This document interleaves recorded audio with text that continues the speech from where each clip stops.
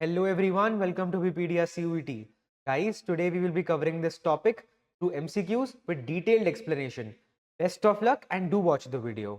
Hello everyone, welcome to अबीपीडिया CUET। Myself Roshni Gautam और इस क्लास में हम बात करेंगे इनकम एंड एम्प्लॉयमेंट में। मीन्स हम टॉपिक वाइज MCQs कर रहे हैं एंड तो हमारा चैप्टर रहने वाला है वो है income and employment second part. इससे पहले बहुत सारे पार्ट हमने कर लिया स्टूडेंट, अगर आपने नहीं देखा है तो प्लेलिस्ट में जाके देखेंगे। चाहे इकोनॉमिक्स, बिजनेस स्टडी या फिर हम इंग्लिश की बात करें तो आपको topic wise MCQs eight the same time आपको PYQs भी अवेलेबल है। प्लस आप प्रैक्टिस करना चाहते हैं बहुत सारे क्वेश्चन तो अबीपीडिया के वेबसाइट पर भी आपको मिल जाएगा। ओके, तो चलिए आज की क्लास में हम स्टार्ट करेंगे। इससे पहले नेशनल इनकम का देखना है जहां पर कंसेप्चुअल अंडरस्टैंडिंग के लिए या फिर PYQs को देखते हुए क्वेश्चंस डिजाइन किए गए हैं, तो आपके लिए बहुत हेल्पफुल होने वाला है। Okay, and then numerically question से बहुत डर लगता है ना, उसको भी एक ही लेक्चर में, एक पर्टिकुलर लेक्चर में हर टाइप ऑफ न्यूमेरिकली क्वेश्चन जो कि NT ने पूछा है वैसे ही डिजाइन करके आपको सॉल्व कराया गया है, तो जरूर उसको देखेंगे। ओके, तो चलो आज की क्लास को स्टार्ट करते हैं। एंड वेरी फर्स्ट क्वेश्चन है, which of the statement is correct about the relationships. आप देखो क्वेश्चन को ध्यान से पढ़ना है। ओके, ऑलवेज ये ध्यान रखना है कि क्वेश्चन आपका बहुत अच्छे से आप डिटेल से पढ़ोगे। The relationship between APS, AP stand for average propensity to save and average propensity to consume. पहले फर्स्टली हमें ये पता होना चाहिए average stand for, okay, average क्या होता है, पर यूनिट कॉस्ट हो जाएगा या पर यूनिट यूटिलिटी हो जाएगी। तो ऑलवेज जो एवरेज होता है वो हमें क्या बताता है, per unit, right. Eight the same time marginal हमें बताता है एडिशनल यूनिट। ओके, या आपको चेंज बताता है कि इनकम में चेंज हुआ तो हम कंजम्पशन कितना इंक्रीज कर देंगे, प्रोडक्शन कितना इंक्रीज कर देंगे, कॉस्ट कितना इंक्रीज होगा।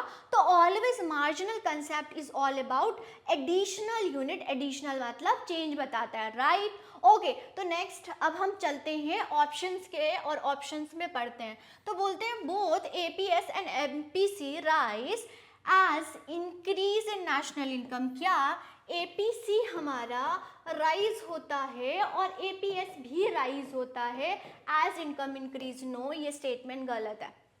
Then APS and APC fall in case of increase in income. No, ये भी स्टेटमेंट फॉल्स है।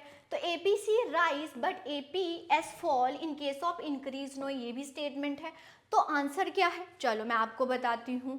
देखिए स्टूडेंट, ऑलवेज याद रखिएगा, as income increase APS increase means जैसे जैसे इनकम इंक्रीज होता है सेविंग आप इंक्रीज करते हो, लेकिन जैसे ही इनकम इंक्रीज होती हैं हम कंजम्पशन क्या कर देते हैं, रिड्यूस कर देते हैं।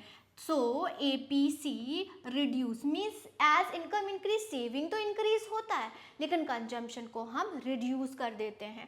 मान लीजिए किसी महीने या किसी मंथ में आपको पॉकेट मनी ज़्यादा मिल गया तो सब थोड़ा ना कंज्यूम कर लेंगे, कुछ सेव भी कर लेंगे।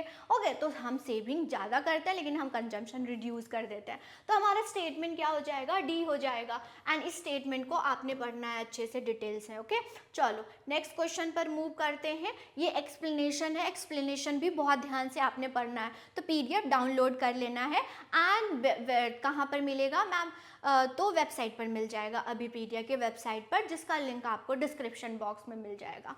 ओके, तो चलो नेक्स्ट क्वेश्चन पर करते हैं। नेक्स्ट क्वेश्चन क्या है, which of the following statement about APC is incorrect. Incorrect क्या बता रहा है, APC मतलब एवरेज प्रोस्पेंसिटी टू कंज्यूम के रिगार्डिंग क्या गलत है। ओके, इनकरेक्ट है। तो बोलते हैं APC can be greater and small than 1।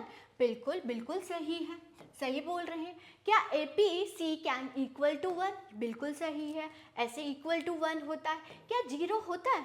क्या ऐसे कभी आपने सुना है कि कंजम्पशन आप कुछ नहीं कर रहे हो, कुछ भी नहीं कंजम्पशन कर रहे हो, फिर जिएंगे कैसे, है ना? तो ये बिल्कुल ही गलत, ऐसे कंजम्पशन कभी भी 0 नहीं होता है। इट मीन्स अगर इनकम भी, मैं आपको बताऊँ, इनकम भी 0 होता है तो भी हम कंजम्पशन कुछ ना कुछ कर रहे होते हैं। मैम कहाँ से करेंगे, बोरो कर लेंगे कि हाँ चलो आज दे दो मैं कल दे दूंगा, लेकिन कंजम्पशन तो करोगे ही करोगे, राइट, ये चीज़ है। तो यहाँ पर हम कंजम्पशन तो करते ही करते हैं, चाहे इनकम जीरो हो, ओके, चाहे इनकम जीरो हम कंजम्पशन करेंगे। APC fall with increase in income, ये भी सही है। तो क्या गलत हमसे पूछा था, इनकरेक्ट पूछा था, तो आंसर सी हो जाता है, राइट, ओके। तो इसका एक्सप्लेनेशन है और आप सभी को पढ़ना है। चलिए एक न्यूमेरिकली क्वेश्चन सॉल्व कर लेते हैं। बोलते हैं family has a income, okay, income क्या है, ऑलवेज। न्यूमेरिकली क्वेश्चन कैसे करना है, जो भी क्वेश्चन में पूछा है पहले साइड में लिख लेना, ओके, लिख के एंड देन क्वेश्चन को फॉर्मूला पुट करना है एंड देन हमने आंसर करना है। तो बोला है इनकम क्या होगा, 8000, ओके, 8000, चलिए लिख देते हैं, 8000 है। एंड स्पेंड कर रहे हैं on consumption, means expenditure, okay, क्या है, कंजम्पशन पर, मतलब सी हमारा 4000 है, राइट, ओके। तो पूछा है कि एवरेज प्रोपेंसिटी टू कंज्यूम, मतलब हमें एपीसी निकालना है। तो फॉर्मूला हमें पता है, निकाल लो। फॉर्मूला क्या होता है, सी अपॉन वाई होता है। तो क्या हो जाएगा, सी हमारा क्या है 4000, ये 8, ओके, 8000, इसको हम कट कर देंगे तो 0.5 आ जाएगा, ओके। चलिए तो आंसर क्लियर है आपको, ओके। चलिए यहाँ पर हम फॉर्मूला रिवाइज कर लेते हैं। वैसे तो फॉर्मूला आप सभी को मालूम ही होगा, बट फिर भी एक बार रिवाइज कर ले मेरे साथ, चलो आप लोग भी रिवाइज करेंगे। तो एपीसी का फॉर्मूला होता है सी अपॉन वाई, एपीएस का फॉर्मूला होता है एस अपॉन वाई, ओके, ये एस है। एमपीसी का फॉर्मूला होता है change in C upon change in Y, okay. MPS का फॉर्मूला होता है, जल्दी से बताओ, change in S upon change in Y, okay. और अगर इक्विलिब्रियम यहीं पर फाइंड आउट करने आ जाए तो क्या होता है, y is equal to C plus I plus G plus X minus M, that is net export. और सी को कैसे और भी हम इसको और कैसे और इंक्रीज एक्सपेंड करके लिख सकते हैं, तो C bar that is autonomous consumption plus b Y that is ये स्लोप होता है एंड इनकम का फंक्शन है। तो कोई भी क्वेश्चन आएगा आप इजीली इसको कर लेंगे। चलिए लगे हाथ हम मल्टीप्लायर को भी कर लेते हैं। तो multiplier is equal to 1 minus MPC, और क्या होता है 1 upon MPS, very good, okay, MPS होता है, क्लियर है। अब इसको और भी कैसे लिख सकते हैं, तो change in Y upon change in investment लिख सकते हैं, ठीक है। तो कैसे भी एग्जामिनर देगा, आपको फॉर्मूला पता है ना स्टूडेंट, आप कोई भी क्वेश्चन कर लोगे, ठीक है। चलिए नेक्स्ट क्वेश्चन है, फॉर 4 सेक्टर और open economy the condition of for equilibrium. Open economy क्या होता है, ओपन इकोनॉमी वो इकोनॉमी होता है जहाँ पर हम एक्सपोर्ट इंपोर्ट दोनों करते हैं, ओके। तो अब यहाँ पर देखते हैं सेविंग टैक्सेस इंपोर्ट, ओके, आपको इक्विलिब्रियम कंडीशन बताना है। तो इक्विलिब्रियम कंडीशन लास्ट क्लास में भी डिस्कस किया था, एडी मीन्स एग्रीगेट डिमांड और एग्रीगेट सप्लाई होता है, या saving is equal to investment होता है। चलो अब देखते हैं। तो सेविंग टैक्स एंड इंपोर्ट ये है aggregate supply, investment expenditure and export ये है एग्रीगेट डिमांड, इक्वल हो गया। तो फर्स्ट तो सही है। टोटल लीकेजेस मतलब सेविंग मतलब सप्लाई साइड बताता है, टोटल इंजेक्शन मतलब एक्सपेंडिचर मतलब ये कंजम्पशन साइड बताता है, तो ये भी सही है। मीन्स जो लीकेजेस हो रही हैं और जो एक्सपेंडिचर हो रहा है दो बराबर होते हैं, बिल्कुल सही है। Aggregate output and aggregate expenditure दोनों इक्वल होते हैं, तो यस, आउटपुट अगर हम देखें तो क्या है, एग्रीगेट सप्लाई, और aggregate expenditure is aggregate demand, दोनों इक्वल हैं, तो all of the above answer हो जाता है। तो ये हमारा करेक्ट मतलब तीनों। और ये बहुत इंपॉर्टेंट स्टूडेंट, आपको पता होना चाहिए कि एग्रीगेट सप्लाई के कितने कंपोनेंट हैं, एग्रीगेट डिमांड के कौन से कंपोनेंट हैं, क्या लीकेजेस सेविंग से होता है, यस, क्या इंजेक्शन एग्रीगेट डिमांड को डिनोट करता है, यस, और दोनों इक्वल होते हैं। आउटपुट को हम एग्रीगेट सप्लाई बोलते हैं एंड इनकम बोलते हैं, यस, एक्सपेंडिचर को कंजम्पशन बोलते हैं या एग्रीगेट डिमांड बोलते हैं, yes, and all of the above answer correct है, ओके। तो ये हो जाता है फोर्थ सेक्टर ऑफ इकोनॉमी की बात करते हैं और ये बहुत इंपॉर्टेंट कंसेप्ट था, इसको आपने नोट कर लेना है। ये कुछ नया मैं लेके आई हूँ।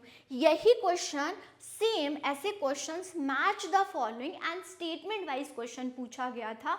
क्या ये जो बुक है, बुक क्या नाम क्या है, general theory of employment interest and money के ऑथर कौन है? क्या वो पिगू है, क्या वो माल्थस है, क्या वो केन्स है, क्या वो मार्शल है?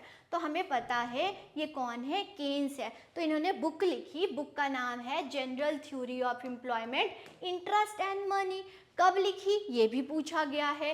तो 1936 में जब क्लासिकल इकोनॉमिक्स फेल हो गई तो केन्जियन इकोनॉमिक्स आई थी, तो इन्होंने एक बुक लिखा जो कि 1936 में। और ये क्वेश्चन रिपीट मैं आपको बताऊं तो बहुत बार रिपीट हुआ ये क्वेश्चन। तो आपको बुक का नेम प्लस आपको पता होना चाहिए कौन से ईयर तो कभी भी नहीं भूलना है। ओके, चलिए अब हम क्लासिकल मतलब लगे हाँ तो हम क्लासिकल इकोनॉमिक्स का भी बुक देख लेते हैं। तो क्लासिकल इकोनॉमिक्स जो कि एडम स्मिथ, और हमारे जो फादर हैं इकोनॉमिक्स के वो भी क्या है, एडम स्मिथ हैं। तो इन्होंने क्लासिकल इकोनॉमिक्स का ओरिजिन इनके द्वारा ही किया गया था। इन्होंने दो बुक लिखी थी, थ्योरी ऑफ मॉरल सेंटिमेंट जो कि 1759 में लिखी थी, और एक और बुक लिखी थी जो कि बहुत फेमस है, ये सब हम जानते हैं, क्या है, the inquiry into the nature and causes the wealth of the nation, जो कि 1776 में लिखी थी। ये दो बुक है। और मैं आपको बताऊं स्टूडेंट, एक केन्स की और भी बुक लिखी है। अगर आप PYQs अच्छे से फॉलो कर रहे हो ना हमारे, तो PYQs में मैंने बताया है, तो चलो कमेंट सेक्शन में आंसर देना। देखते हैं कि कौन कौन बहुत अच्छे से पढ़ रहा है और किसको CUET में मैक्सिमम स्कोर करना है, तो यहाँ पर पता चलेगा। तो जल्दी से केन्जियन की एक और बुक हमने पढ़ी है, उसको आपने कमेंट सेक्शन में लिखना है, ठीक है। चलिए नेक्स्ट क्वेश्चन हमारे स्क्रीन पर है, which of the following result due to decrease in prosperity marginal, marginal means additional prosperity to same, क्या होता है, मीन्स MPS डिक्रीज होता है। तो बेसिकली क्या होता है, कल इसके बारे में मीन्स लास्ट क्लास में हमने बहुत डिटेल में APS, MPS या MPC क्या होता है बहुत अच्छे से समझाया था, रिलेशनशिप्स बताया था। तो जल्दी से अगर आपने पढ़ा तो आंसर दे दो। क्या इंक्रीज इन टैक्स वैल्यू होता है, क्या हायर मल्टीप्लायर वैल्यू होता है, लग रहा है। क्या टैक्स की बात है ही नहीं तो एलिमिनेट कर देते हैं, या तो लोअर मल्टीप्लायर होगा या तो हायर मल्टीप्लायर होगा, तो क्या हो जाएगा। तो यहाँ पर हम देखें तो 1 अपॉन MPS होता है और इज इक्वल टू मल्टीप्लायर का फॉर्मूला होता है। तो क्या है, ये इन्वर्स रिलेशनशिप शो कर रहा है। तो as MPS increase multiplier value will be reduce. Okay, तो मल्टीप्लायर रिड्यूस हो जाएगा क्योंकि सेविंग करेंगे तो इन्वेस्टमेंट नहीं होगा, इन्वेस्टमेंट नहीं होगा तो क्या होगा, इकोनॉमी की ग्रोथ कम हो जाएंगी। और इसका एक कंसेप्ट भी हमने पढ़ा, क्या पढ़ा, पैराडॉक्स ऑफ सेविंग। ओके, ये है। तो ये भी मैंने लास्ट क्लास में आपको बताया, ठीक है। तो ये आंसर हो जाता है। ओके, तो एक और इसी के साथ मैं आपको यहाँ पर बता देती हूँ, चाहे MPS के साथ नेगेटिव रिलेशन होता है किसका, मल्टीप्लायर का, लेकिन eight the same time MPC के साथ पॉजिटिव रिलेशन होता है। क्या होता है, पॉजिटिव रिलेशन, क्योंकि as MPC increase multiplier will be also increase, right. Okay, चलो नेक्स्ट क्वेश्चन पर एक हम न्यूमेरिकली क्वेश्चन कर देते हैं। If MPC 0.5 and the initial investment is 100 rupees crore and the income generation in the economy, कितना income generation होगा। Okay, तो यहाँ पर क्या बोल रहे हैं, पहले MPC अगर हम देखें तो 0.5 है, तो हमें मल्टीप्लायर इज इक्वल टू क्या होता है, चेंज इन Y अपॉन चेंज इन, क्या होता है, change in Y, change in I। Okay, change in I। तो मल्टीप्लायर हमें फाइंड आउट करना है। इनकम आपके पास गिवन है, इनकम जनरेशन फाइंड आउट करना है। ओके, हमें इन्वेस्टमेंट कितना गिवन है, 100 करोड़ गिवन है। Okay, right. ओके, तो अगर हम मल्टीप्लायर कैसे निकालें, मल्टीप्लायर हमारे पास होता है 1 माइनस MPC। ओके, MPC निकाल लिया तो ये क्या हो जाएगा, 1 माइनस 0.5, तो ये हो जाएगा हमारा 2। ओके, 2। तो इसको अब देखो, अब हम क्या करेंगे, 2 हमारा आ गया है, तो मल्टीप्लायर हमारे पास 2 है, हाँ जी, मल्टीप्लायर हमारे पास क्या है, 2 है। ओके, तो 2 यहाँ पर पुट कर दे और इनकम हमें फाइंड आउट करना है, और income change in income find out करना है। चेंज इन इन्वेस्टमेंट हमारे पास 100 है। इन दोनों को अगर मल्टीप्लाई करें तो 200 करोड़ हमारा चेंज इन वाई होता है। देखो आंसर यही है, बिल्कुल सही है, सभी आप लोग भी चेक करेंगे। ओके, तो ये हो जाएगा 200 करोड़, बिल्कुल सही है। चलिए, तो ऐसे ही न्यूमेरिकली क्वेश्चन आएगा और आपको सॉल्व करना है। तो यहाँ पर आप नोट कर रहे हैं स्टूडेंट कि हमें फॉर्मूला पता होना चाहिए। फॉर्मूला पता है एंड हम क्वेश्चन को एनालिसिस करेंगे एंड देन आंसर कर देंगे। Very good. ओके, चलो अब हम मैच द फॉलोइंग, अगर हम देखें एनटीए का सीयूईटी का एग्जाम, तो यहाँ पर बहुत सारे क्वेश्चंस मैच द फॉलोइंग, बहुत ज़्यादा क्वेश्चन है। लेकिन यहाँ पर जब क्वेश्चंस आते हैं ना मैच द फॉलोइंग में, इतना हार्ड नहीं देते, बहुत इजी देते हैं। मतलब एक भी स्टेटमेंट आपको अच्छे से आता है ना, तो आप अच्छे से एलिमिनेशन मेथड को अप्लाई करें एंड आंसर दें। तो देखिए, सेविंग फंक्शन क्या होता है, एमपीसी क्या होता है, एक्स एंटे सेविंग क्या होता है, जीरो सेविंग क्या होता है, एमपीसी। तो सेविंग फंक्शन हमारा क्या हो जाएगा, देखो तो सेविंग फंक्शन मतलब प्रोस्पेरिटी टू सेव हो जाएगा, प्रोस्पेंसिटी टू सेव हो जाएगा। एमपीसी का फॉर्मूला क्या होगा, change in C upon change in Y, ये माइनस नहीं है। Okay, change in C upon change in Y.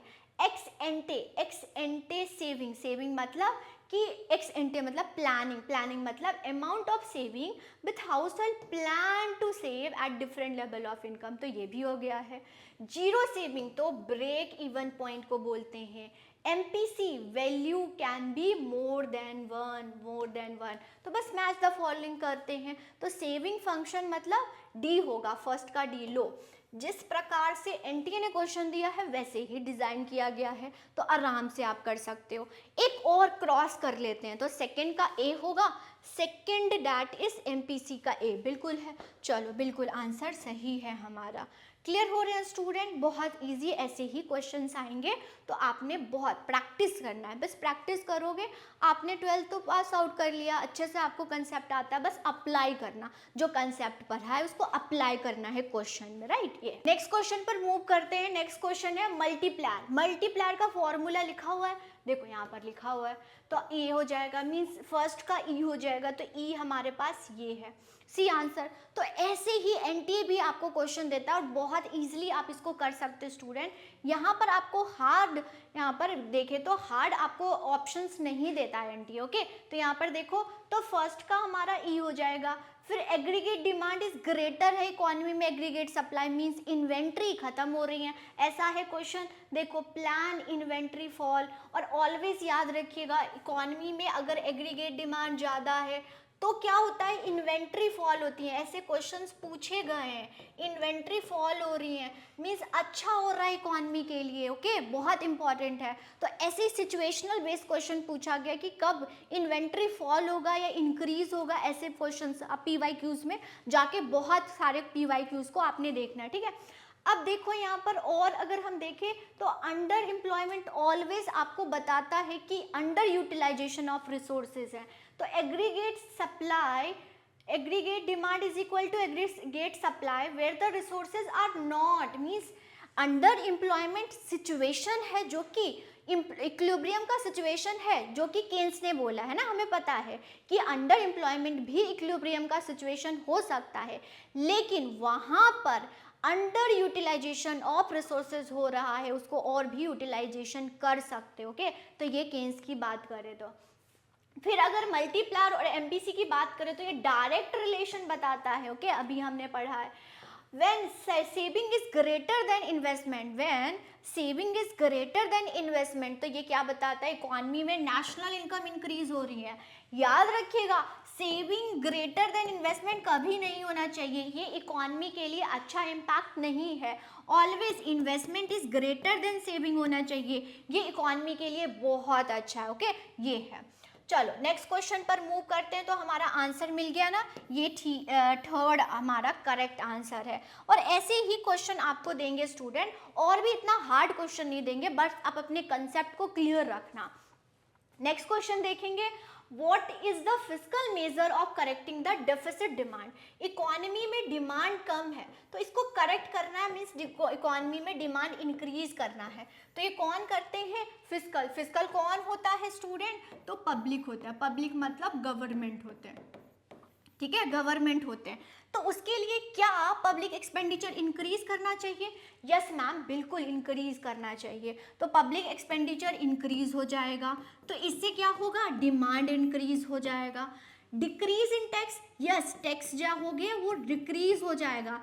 Decrease हो जाएगा तो जिससे डिमांड इंक्रीज हो जाएगा। बहुत अच्छे। Decrease in public debt, borrowing, government की बोरोइंग कम होगी जिससे डिमांड इंक्रीज हो जाएगा इकोनॉमी में। ओके, क्योंकि गवर्नमेंट एक्सपेंडिचर ज़्यादा करेंगी। और अगर हम देखें तो बोरोइंग का इकोनॉमी में नेगेटिव इम्पैक्ट पड़ता है अगर बोरोइंग ज़्यादा करती है गवर्नमेंट तो। Okay, deficit financing, deficit financing की बात करें तो गवर्नमेंट मोर एंड मोर क्या करेंगी? करेंसी को, नोट को प्रिंट करेंगी। देखिए डेफिसिट है, डेफिसिट मतलब एक्सपेंडिचर ग्रेटर है, रेवेन्यू कम है। तो इस दौरान, इस टाइम गवर्नमेंट क्या करती हैं स्टूडेंट?